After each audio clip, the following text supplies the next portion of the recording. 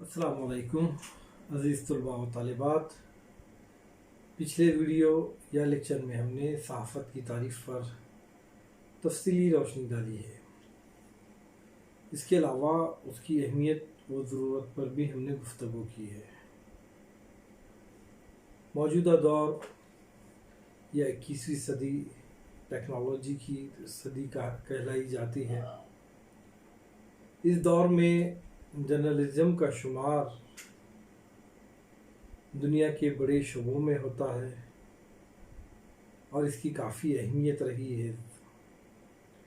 اس کی حیثیت جمہوری ملک میں جمہوریت کے ستون کے طور پر ہوئی ہے یا جمہوریت کے چوتھے ستون کے طور پر جرنلزم کو دیکھا جاتا ہے. اکثر ہم دیکھتے ہیں کہ دنیا میں حکومتوں کے بننے اور گرنے میں صحافت کا اہم کردار رہا ہے. دراصل یہ ایک طاقتور اور اہم ذریعہ ہے، میڈیم ہے، جس کے ذریعے لوگوں کے درمیان عوام کا حکومت سے اور حکومت کا عوام سے تعلق پیدا ہوتا ہے. حکومت عوام کی رائے جانتی ہے، اس کی ضرورت کو جانتی ہے، یا حکومت کے منصوبوں کو صحافت کے ذریعے سے لوگوں تک پہنچایا جاتا ہے. اس شعبے میں طلباء و طالبات کے لیے بہت سارے مواقع ہیں. آپ ہم سبھی اس بات سے واقف ہیں کہ تمام ہندوستان سے اردو اخبارات کا اجرا ہوتا ہے. جرنلزم یا اخبارات میں طلباء و طالبات گھر بیٹھے اپنے مستقبل کو سنوار سکتے ہیں.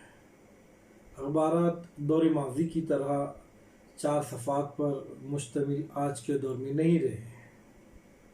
ہم دیکھتے ہیں کہ موجودہ جو اخبار ہوتا ہے اس اخبار میں خبروں کے علاوہ دیگر اور ڈھیر سارے موضوعات بھی شامل ہوتے ہیں.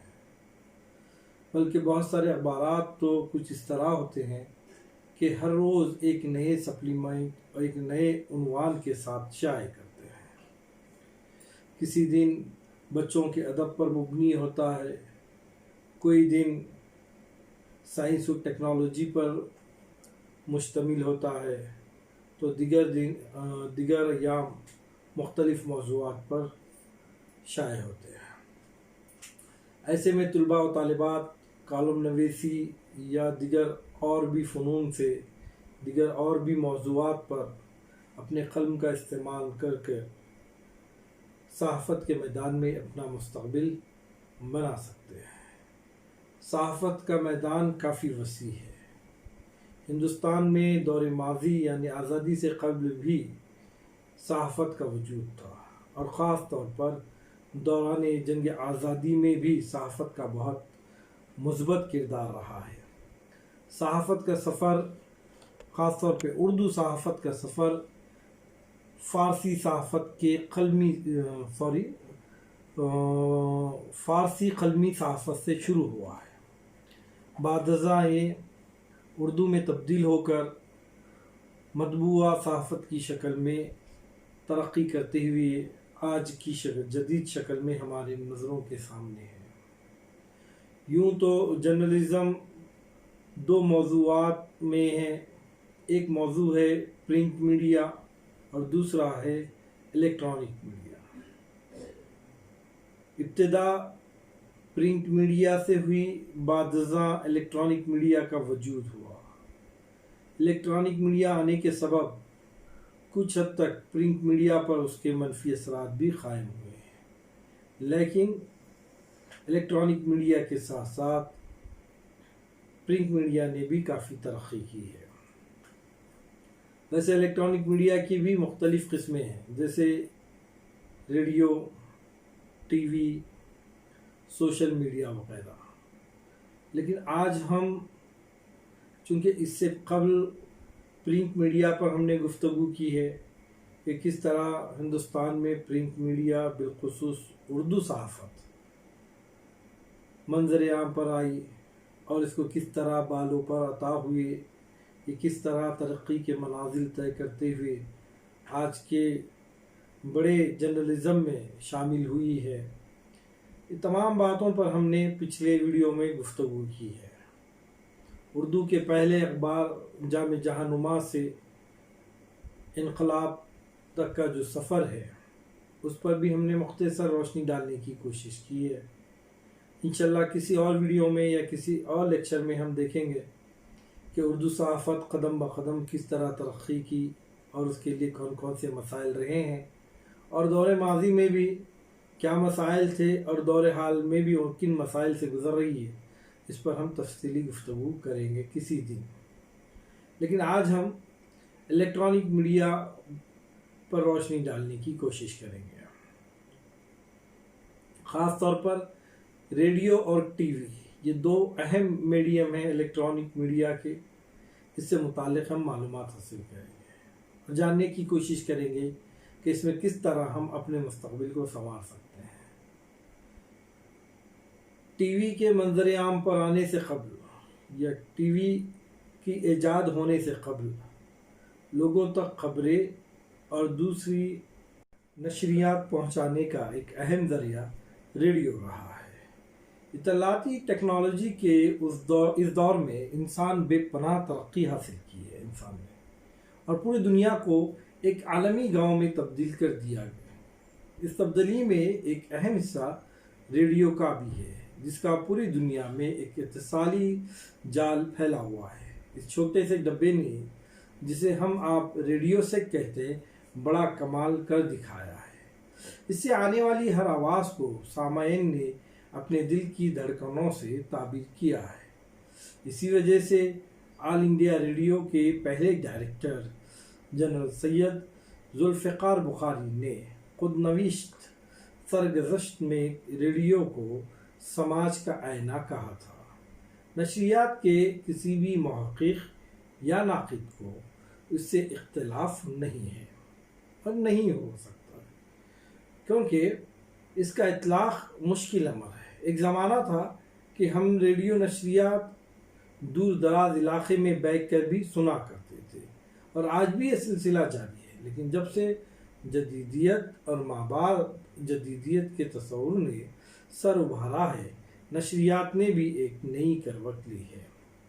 ہندوستان میں ریڈیو نشریات کا آغاز آزادی سے قبل یعنی 23 جون 1923 کو ہوا ہے۔ یہ ریڈیو کلب آف بامبے سے نشر ہوا ہے۔ اس کے علاوہ کلکتہ، چنئی سے بھی ریڈیو نشریات کا آغاز ہوا تھا، لیکن زیادہ تر شوقی افراد کے زور فکر کا نتیجہ تھا۔ لیکن جو وقت گزرتا گیا، نشریات عوام میں مقبول ہونے لگی، تو حکومت نے بھی اس کی جانب توجہ دی، اور حکومت کی منظوری سے ایک نشریاتی ادارہ Indian Broadcasting Company Limited کا وجود عمل میں آیا، جس نے قدر منظم انداز میں کلکتہ اور بامبے سے تجرباتی نشریات کا آغاز کیا۔ لیکن یہ کمپنی بھی زیادہ دنوں تک اپنے وجود کو برقرار نہ رکھ سکی، اور 1930 میں مالی خسارے کی وجہ سے تحلیل کر دی گئی، جس کے نتیجے میں 1 اپریل 1930 کو Indian State Broadcasting Service کے نام سے ایک نیا ادارہ کنٹرول آف براڈ کاسٹ کی نگرانی میں تشکیل دیا گیا۔ اس ادارے کو 2 برس کے لیے تجرباتی طور پر قائم کیا گیا تھا، لیکن مئی 1932 تک اس سے نشریات کا سلسلہ جاری رہا، اور 1935 میں لائنل فیلڈن اور ان کے معاون ذوالفقار بخاری نے ہندوستانی نشریات کا کنٹرول بنا لیا۔ لائنل فیلڈن اور ان کے معاون ذوالفقار بخاری نے ہندوستانی نشریات کے گیسو سنوارنے میں بڑھ چڑھ کر حصہ لیا، یعنی ان دونوں کے ماتحت میں ہندوستانی نشریات نے کافی ترقی حاصل کی، اور ان کے معاون بالخصوص ذوالفقار بخاری نے ہندوستانی نشریات کے گیسو سنوارنے میں خاص طور پر اپنے کردار کو نبھایا ہے، اور ان حضرات نے نہ صرف پروگرام کی جانب توجہ دی بلکہ ریڈیو کے شعبہ انجینئرنگ میں بھی ترقیاتی کاموں کا آغاز کیا۔ اسی اثنا میں یعنی 8 جون 1936 کو ہندوستانی نشریات کو آل انڈیا ریڈیو کا نام دیا گیا۔ یعنی اس سے قبل ہندوستانی نشریات کہا جاتا تھا اور 1936 کے بعد یہی ہندوستانی نشریات آل انڈیا ریڈیو کے نام سے سنا جانے لگا، جس کا سہرا لائنر فیلڈن کے سر جاتا ہے۔ 1 اکتوبر 1939 کو پشتو زبان میں پروگرام آل انڈیا ریڈیو کے بیرونی نشریات کا آغاز ہوا۔ اس سروس کے قیام کا مقصد جرمنی کی طرف سے کیے جانے والے پروپیگنڈے کا جواب دینا تھا۔ جرمنی ریڈیو کے ذریعے سے پوری دنیا میں مختلف قسم کے پروپیگنڈے چلایا کرتے تھے، اس کا جواب دینے کے لیے ضروری تھا کہ ایک ریڈیو پروگرام چلایا جائے۔ لہذا آل انڈیا ریڈیو کا اسی مقصد کے تحت عمل قائم میں آیا۔ اس نشریات کا ہدف ایران، افغانستان اور دوسرے عرب ممالک تھے۔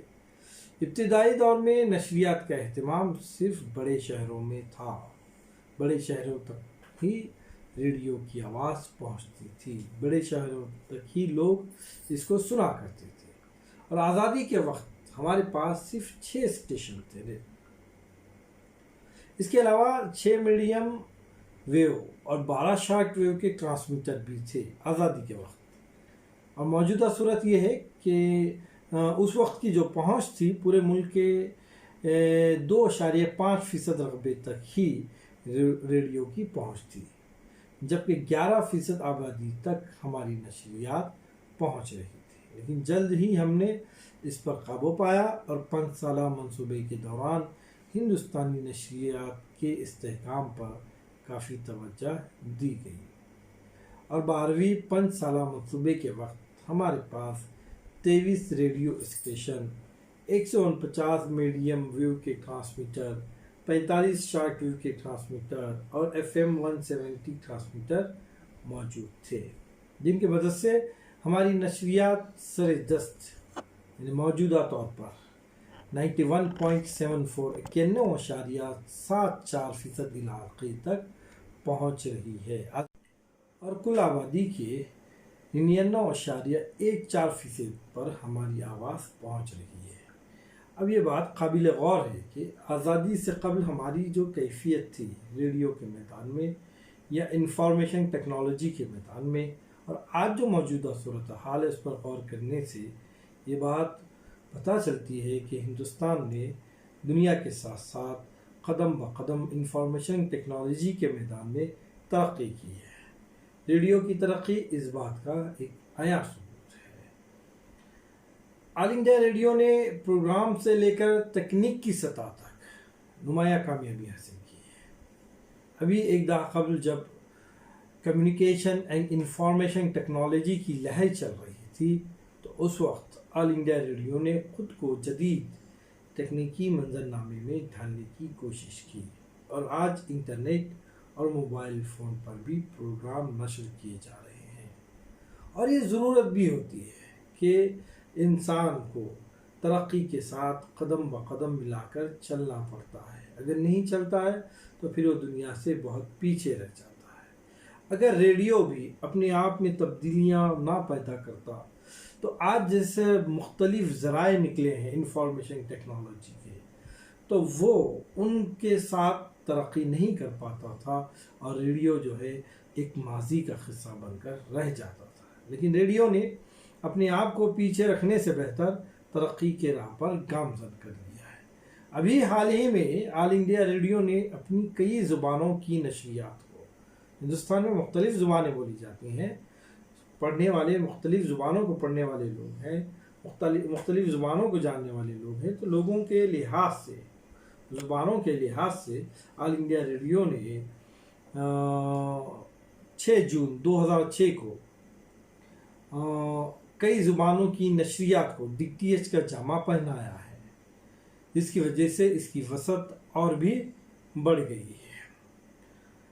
آل انڈیا ریڈیو کی اردو سروس کو بھی DTH میں تبدیل کر دیا گیا ہے، اور یہ مکمل 12 گھنٹے DTH پر مہیا ہے، جبکہ 12 گھنٹے یہ ٹرانسمیٹر کے ذریعے نشر ہوتی ہے اردو سروسز، جس میں اردو خبریں ہوتی ہیں، مختلف قسم کے اور بھی پروگرام شامل ہوتے ہیں۔